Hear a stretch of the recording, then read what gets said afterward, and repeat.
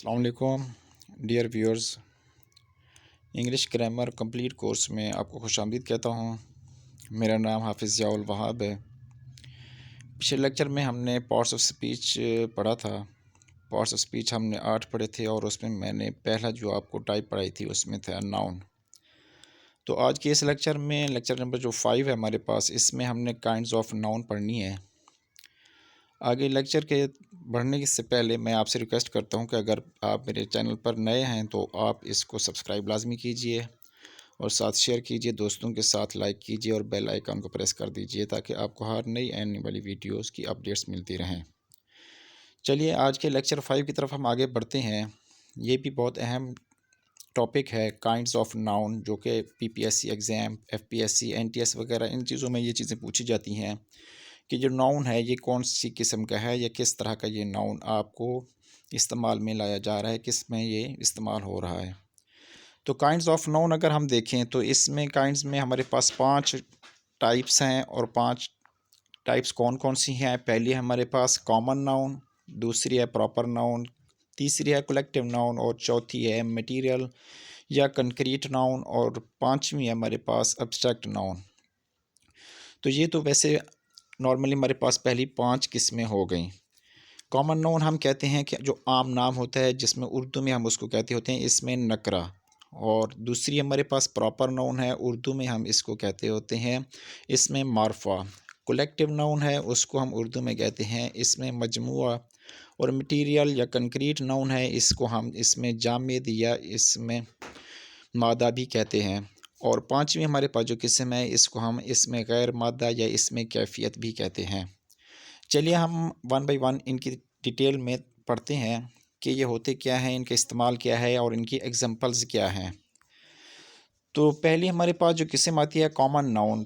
Common noun हम इसको इसमें नकरा को कहते होते हैं। इसमें नकरा क्या होते हैं? A common noun is a noun that can be used. ऐसा नाउन होता है या ऐसा आम नाम होता है जो कि इस्तेमाल किया जाता है। कैन बी यूज्ड, इस्तेमाल किया जाता है। किसके लिए इस्तेमाल किया जाता है? फॉर वेरियस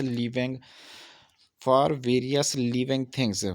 उनके लिए बहुत सी किस्मों की जानदार चीज़ों के लिए, वेरियस मुख्तलिफ या हर किस्म की जानदार चीज़ों के लिए, एंड नॉन लिविंग थिंग्स और जो गैर जानदार चीज़ें होती हैं उनके लिए। लेकिन ये चीज़ें जो होंगी वही ब्रैकेट में आपको नज़र आ रहा है कॉमन थिंग्स होंगी, मतलब आम नाम होंगे जिसमें हम एक नाम को मुख्तलिफ चीज़ों के लिए इस्तेमाल कर सकते होते हैं। उनको हम क्या कहते हैं? इसमें नकरा। इसमें जानदार और गैर जानदार दोनों चीज़ों के नाम शामिल होते हैं। फॉर एग्ज़ाम्पल बुक है हमारे पास देश के, तो बुक आप देख सकते हैं कि ये क्या है? नॉन लिविंग थिंग है। तो ये भी कॉमन नाउन है। कॉमन नाउन इसलिए हम इसको कहेंगे क्योंकि बुक कोई भी हो सकती है। इंग्लिश की बुक है, आपकी मैथ की बुक है, उर्दू की बुक है, इसी तरह स्टोरी की बुक है, ऐसे की बुक है, कोई भी बुक हो सकती है। तो ये बुक जो है ये हमारे पास क्या है? कॉमन नाउन है, मतलब ये हम मुख्तलिफ़ चीज़ों के लिए इस्तेमाल कर सकते हैं। दूसरा हमारे पास चेयर है। अभी चेयर भी मुख्तलिफ़ किस्म की होती हैं, तो चेयर भी आप कॉमन नाउन के तौर पर इस्तेमाल करते होते हैं और ये भी नॉन लिविंग थिंग है। तो आप चेयर के लिए कुछ भी इस्तेमाल कर सकते हैं, मतलब किसी भी चेयर के लिए ये इस्तेमाल किया जा सकता है। आगे है हमारे पास डॉक्टर। डॉक्टर अभी लिविंग थिंग हो गई, तो इसमें आपको पता है कि डॉक्टर बहुत से होते हैं, उनके अपने अपने नाम होते हैं, लेकिन जो डॉक्टर नाम है ये सब के साथ हम अटैच कर सकते हैं या शुरू में लिख सकते होते हैं।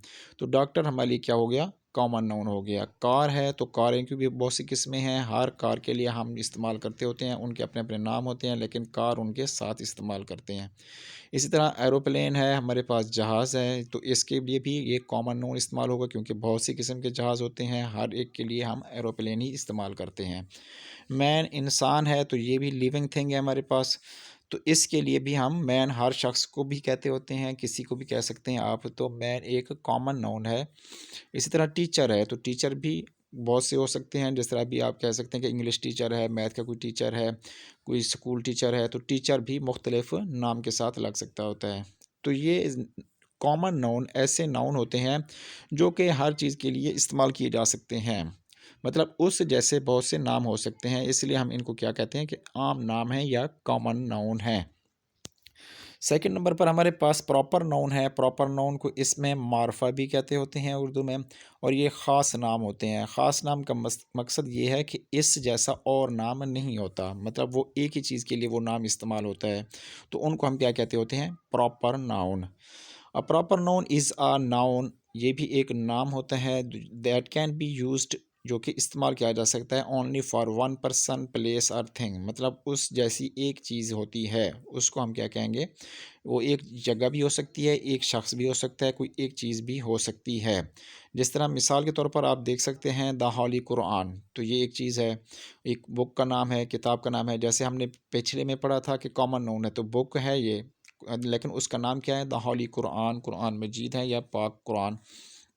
तो इसमें आप देख सकते हैं कि उसका एक ख़ास नाम हो गया। फिर इसको हम क्या कहते हैं, प्रॉपर नाउन कहते हैं। यहाँ पर ये भी चीज़ आपको नोट करनी चाहिए कि आपने जो भी प्रॉपर नाउन कहीं पर भी लिखना है, चाहे स्टार्ट में हो, चाहे सेंटेंस के मिड में हो, चाहे लास्ट में हो, कहीं पर भी यूज़ करें, तो प्रॉपर नाउन का हमेशा जो पहला लेटर होता है वो कैपिटल लिखा जाता है। ये भी एक मिस्टेक कर दी जाती है, स्टूडेंट जो करते होते हैं, उसमें ये आपने ख्याल रखना होता है कि प्रॉपर नाउन जो भी होगा उसका पहला लेटर हमेशा कैपिटल लिखा जाएगा। इसी तरह अल्लामा इकबाल है, तो अल्लामा इकबाल शख्स का नाम है, तो ये भी एक ही नाम है, इस जैसा और नाम नहीं है। इसी तरह लाहौर है, लाहौर जगह का नाम है, तो ये भी एक नाम है। पाकिस्तान है, पाकिस्तान एक मुल्क का नाम है, ये भी जगह है। तो मतलब प्लेस, थिंग या पर्सन, ऐसे इन जैसा कोई और नाम ना हो, तो उनको हम क्या कहेंगे, प्रॉपर नाउन है, और इसका पहला लेटर जो है वो हमेशा कैपिटल लिखा जाता है। तीसरी नंबर पर या थर्ड नंबर पर हमारे पास है कलेक्टिव नाउन। कलेक्टिव नाउन हम कहते हैं मजमुआ नाम को, मतलब इसमें ऐसा नाम हम ढूंढते होते हैं या ऐसा नाम लिखते हैं जिसमें बहुत सारी चीज़ें एक जैसी शामिल होती हैं। क्लास ऑफ थिंग्स हो सकती हैं, class of persons, class of places. A noun that can be used for a collection of persons, things और प्लेसेस। क्योंकि पिछले हमने लेक्चर में पढ़ा था, पार्ट्स ऑफ स्पीच में क्या पढ़ा था कि उसमें हमने नाउन की डेफिनेशन यही की थी कि वो या तो पर्सन्स का नेम हो सकते हैं, या थिंग्स का, या फिर प्लेसेस का। तो इसमें हमने नाउन की किस्में पढ़ रहे हैं, तो ज़ाहिर बात है उन किस्मों में फिर हमने और पढ़नी है। फॉर एग्जांपल आपके पास आर्मी है, तो आर्मी एक कलेक्टिव नाउन है, मतलब इसमें सारे फौजी जो होते हैं वो सबको मिला के हम क्या कहते होते हैं, आर्मी। तो ये एक क्या हो गया, कलेक्टिव नाउन हो गया। फैमिली है, तो इसमें ख़ानदान के सारे मेंबरान जो होते हैं वो सारे इसमें शामिल होते हैं, तो सारे ख़ानदान के मेंबर्स मिलकर उनको एक कलेक्टिव नाउन, जब एक मजमूए का नाम दिया जाता है, वो क्या है, फैमिली है। आगे है नेशन। नेशन में ये है कि जितने भी मुल्क के लोग होते हैं वो सारे उसमें शामिल होते हैं, जिस तरह मुस्लिम नेशंस हैं, तो आप इसमें ये कह सकते हो कि जितने भी लोग होंगे वो सारे इस नेशन में शामिल होंगे, तो ये भी कलेक्टिव नाउन है, मतलब पीपल इसमें सारे शामिल होंगे। क्लास है, क्लास में सारे स्टूडेंट्स शामिल होते हैं, तो जितने भी स्टूडेंट्स होंगे उनको कलेक्टिवली या मजमूई तौर पर हम एक नाम देते होते हैं, वो क्या है, क्लास है। और टीम, इसी तरह टीम है, उसमें भी मुख्तलिफ खिलाड़ी शामिल होते हैं, क्रिकेट की टीम है, फुटबॉल की टीम है, हॉकी की टीम है, जो भी हो, मतलब उसमें ये है कि आप यही कह सकते हो कि उसमें खिलाड़ी सारे शामिल होते हैं, तो उन सब को मिलाकर हम क्या नाम देते होते हैं, collective noun, team. Fourth number पर हमारे पास है मटेरियल नाउन। मटेरियल नाउन को हम दूसरा कंक्रीट नाउन भी कहते होते हैं। A noun that is used to express name of material or concrete things that can be seen or touched. इसमें आपने ये बात नोट करनी है कि ऐसी चीज़ों के नाम जो कि किसी मटेरियल या मादा के बने होंगे, उनके नाम को जो ज़ाहिर करते हैं उनको हम क्या कहते हैं, मटेरियल नाउन। और इनकी ये भी खासियत होती है कि इनको हम देख भी सकते हैं और छू भी सकते हैं, तो ऐसी चीज़ों के नाम को हम क्या कहेंगे, मटेरियल नाउन।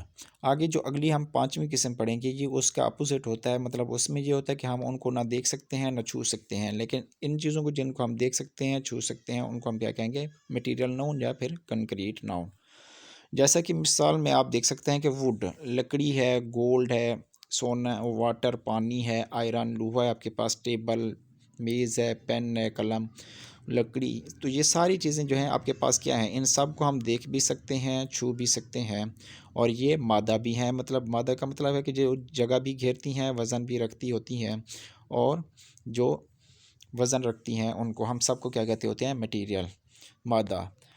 पांचवी किस्म में हम चलते हैं, तो पांचवी किस्म हमारे सामने आती है एब्स्ट्रैक्ट नाउन के नाम से। एब्स्ट्रैक्ट नाउन ये भी नाउन की किस्म है, अ नाउन दैट शोज़ क्वालिटी, मतलब ये ऐसे नाउन होते हैं या ऐसे नाउन या ऐसी नाम होते हैं, इस्म होते हैं जो कि ज़ाहिर करते हैं क्वालिटी, ख़ासियत को, ख़ुसूसियत को।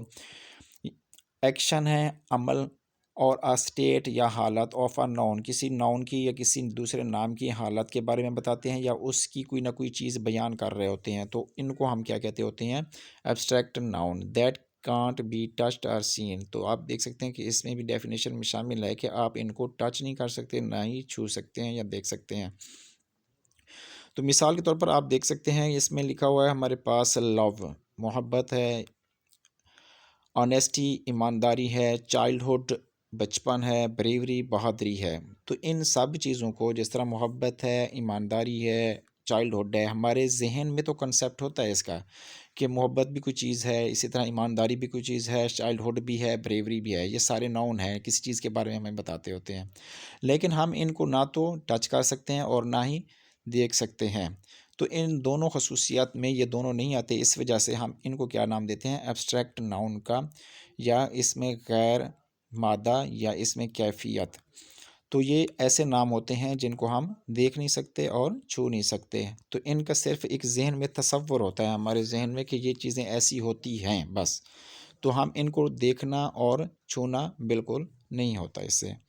तो उम्मीद करता हूँ कि इस नाउन नाउन की जो काइंड्स आज हमने पढ़ी हैं, 5 पढ़ी हैं, तो इन सब का कंसेप्ट आपको क्लियर होगा। अगर फिर भी आपको इनमें कोई चीज़ समझ नहीं आई, तो आप नीचे कमेंट सेक्शन में आप जो है इसमें सवाल पूछ सकते हैं और इसके बारे में कोई ना कोई जो भी बात पूछनी है तो आप पूछ सकते हैं।